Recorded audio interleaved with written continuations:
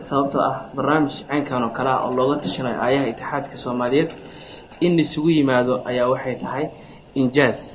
marka way ku mahadsan yihiin injaazkaas inta kadib laba qodob arbaa ina ka dhawaajiyo daqiiqadii uma filna laakiin way isku filnaysiinaa haduu Ilaahay raado gudoomiyaha itixaadkana sidoo kale aad u mahadsan yahay amaanta u soo jeediyay gudiga doorashada mid ka balaaran ayuu leeyahay sababtoo gudiga doorashada qiimaha badan waxa keenay gudoomiyihii iyo gudigiisii golaha fulinta mashaakisha meelaha naga haysto waxa kamid ah anigoo aan soo hadal qaadeen asxaabtii gooreysay meelaha ka hadleen ama waxyaabo soo hadal qaadeen waxa kamid ah in Soomaalideena dhamaanteen nin walbo annaga naga mida uu yahay nin u qalmo oo kaliya inuu noqdo ra'iis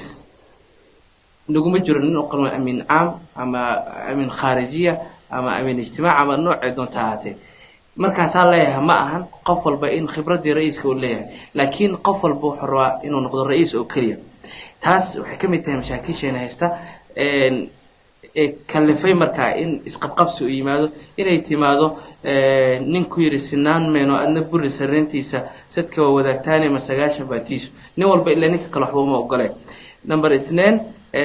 taas marka maxaa loo gudbi karaa waxa loo gudbi karaa laba arimood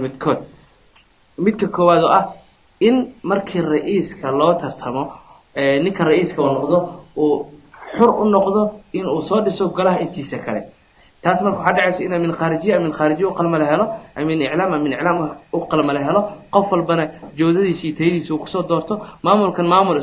isfahansan oo isla jaan qaadi kara noqdaan laakiin in shalay ra'iisnimo ku gula tartamay hadii uu ku noqdo amin caamnimadii ma qaadanayo sababtoo ah ra'iisnimadii bahdaay isku haysateen nin ka sareeyana ma jiray marka in la helo markii doorashada ay dhacdo in loo daayo ra'iiska in uu soo dhiso golihiisa ama in sidii itixaadka kala qaar ay sameeyaan in la sameeyo